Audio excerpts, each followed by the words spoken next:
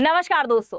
China PL-15 को लेकर बुरी तरीके से बौखला गया है। चाइना ने भारत को धमकी दी है कि अगर PL-15 किसी और देश को सौंप दिया तो फिर अंजाम बड़ा बुरा होगा।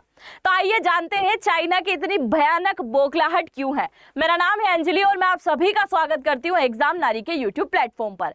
यह आपको PL-15 दिखाई दे रहा होगा, जो कि अभी भारत और पाकिस्तान का जो युद्ध चला था, इसी युद्ध के दौरान चाइना के कई सारे हथियारों का इस्तेमाल पाकिस्तान ने किया था और पाकिस्तान ने अपने लड़ाकू विमान के जरिए एयर टू एयर मिसाइल जो है PL-15 को भारत की तरफ दाग दिया। और इसको जैसे ही भारत की तरफ दागा तो भारत के एयर डिफेंस सिस्टम ने यानी कि वायुसेना के द्वारा क्या कर दिया गया, इसको हवा के अंदर ही फोड़ दिया गया। अब जैसे इसको फोड़ा तो क्या हुआ, इसका कई सारा मलबा अलग अलग टुकड़ों में भारत की सरजमीन पर गिरा। कहां पे गिरा था ये, तो पंजाब के होशियारपुर जिले के खेत के अंदर इसके टुकड़े बरामद किए।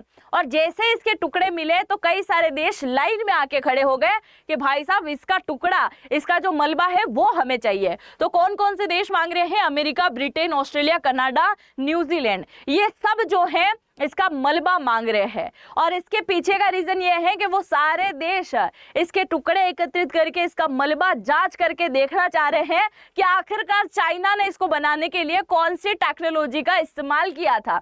वहीं दूसरी तरफ जब चाइना को ये बात पता चली कि सारा मलबा मांगने के लिए देश जो है लाइन में खड़े हैं, तो चाइना भारत को आंख दिखाने में लगा हुआ है कि भाई तुमने अगर ये मलबा सौंप दिया तो फिर बात कुछ और हो जाएगी। अब ये देश मलबा मांग क्यों रहे हैं, उसके पीछे का रीजन ये है, अभी तक हो क्या रहा था, चाइना बार बार बताता था कि मेरा PL-15 जो मिसाइल है एयर टू एयर वाला बड़ा खतरनाक है। और उसको लेकर अमेरिका, जापान, फ्रांस, कई सारे देश जो हैं इसके मुकाबले की मिसाइलें तक बनाने में लगे हुए हैं। अब इसकी हवा तो ये भारत में ही निकल गई, तो वो देखना चाह रहे हैं कि आखिरकार क्या क्या है इसके अंदर।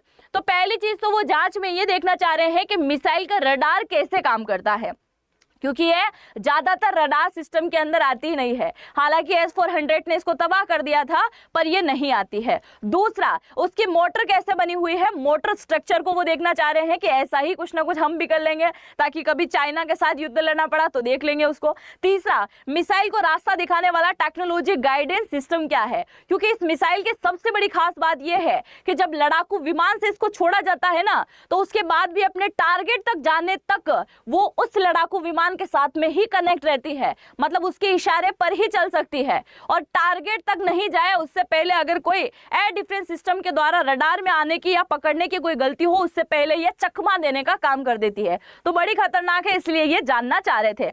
इसके अलावा मिसाइल को रास्ता दिखाने वाली टेक्नोलॉजी यानी कि गाइडेंस सिस्टम कौन से लगे हुए हैं ये भी जानना चाहते हैं। ऐसा रडार यानी कि एक्टिव इलेक्ट्रॉनिकल स्कैड एयर के बारे में भी कई सारी बातों का पता करना है, इसलिए जानना चाहते हैं। आगे की और भी बातों पर चले उससे पहले मैं आपको इसके बारे में बता दूं, यानी कि PL-15 की क्या क्या खासियत है और कौन कौन से विमान से इसको गिराया जा सकता है, इसके बारे में भी मैं आपको बता देती हूँ। बनाया किसने है? चाइना ने बनाया है। लंबी दूरी की मिसाइल है, एयर टू एयर मिसाइल, यानी कि हवा के अंदर कोई भी मिसाइल आ रही है तो उसको भी फोड़ देगी। जैसे पुराने टाइम में युद्ध होता था ना, महाभारत रामायण में आपने देखा होगा, 2 तीर सामने से आए और इससे टकराए फूट गए, कुछ इसी प्रकार से इसका काम होता है। दूसरा, लंबाई की बात करें तो 4 मीटर है, वजन 200 से 250 kg के आसपास इसका वजन माना गया है। मैक की बात करें तो 4 मैक की ध्वनि से, बोलने की 4 गुना स्पीड से जो है ये उड़ती है, मतलब चलती है खतरनाक टाइप से। दूसरा, अगर आगे बढ़ने से पहले अगर आपने मुझे टेलीग्राम, फेसबुक, इंस्टाग्राम पे फॉलो करना है तो अंजलि वॉइस के नाम से आप मुझे फॉलो कर सकते हैं। इसके अलावा PL-15 की खासियत की हम बात करें तो ये रडार से लैस है जिसे लक्ष्य पर लॉक कर सकते हैं। और इसका मुख्य बात जो ये है, चीनी के लड़ाकू विमान यानी कि चाइना के द्वारा जो भी लड़ाकू विमान बनाए गए हैं उन सब से इसको दागा जा सकता है, फोड़ा जा सकता है। और इसी PL-15 को लेकर ऐसे दुनिया में कई सारे देश है, खासकर पश्चिमी देश जो है इसको लेकर हर बार चिंता जताते रहे हैं कि भाई ये बड़ा खतरनाक है। इसीलिए तो देशों का मलबा मांगना बिल्कुल कहीं ना कहीं वाजिब है। वो देखना चाह रहे हैं भाई साहब ऐसा क्या सिस्टम है, जो कि ऐसी क्या चीज है जो बच्चों को डरा रही है, और वो भारत के अंदर आके गिर रहे हैं। इसके अलावा सबसे खास बात इस मिसाइल की यह है कि बियॉन्ड विजुअल रेंज यानी कि दृश्य, पायलट जब इसको छोड़ देता है बिना टारगेट के देखे हुए, फिर भी अपने टारगेट पर सटीक जाकर लगती है। ये इसकी सबसे खास बात है, इसलिए इसकी टेक्नोलॉजी दूसरे देश जानना चाहते हैं। इसके अलावा रडार टारगेट को ट्रैक करता है, इलेक्ट्रॉनिक जामिंग को भी झेल सकता है, मिसाइल उड़ान के दौरान लड़ाकू विमान से डेटा अपडेट ले सकती हैं ताकि टारगेट बदले जा सके। ये भी इसकी एक बहुत ही खास बात है। अगर हम बात करें इसको कौन कौन से विमान से छोड़ा जा सकता है, तो पाकिस्तान ने तो छोड़ा ही था, पर इसके अलावा चाइना ने इसको बनाया है। तो चाइना के विमान की अगर हम बात करें तो J-20 चीन का स्टेल्थ फाइटर है ये, दूसरा J-16 सुपर फ्लैकर है और J-10C मल्टी रोल फाइटर है और J-11B अपग्रेडेड है ये। तो इन सारे लड़ाकू विमान से इसको क्या कर सकते हैं, छोड़ने का काम कर सकते हैं।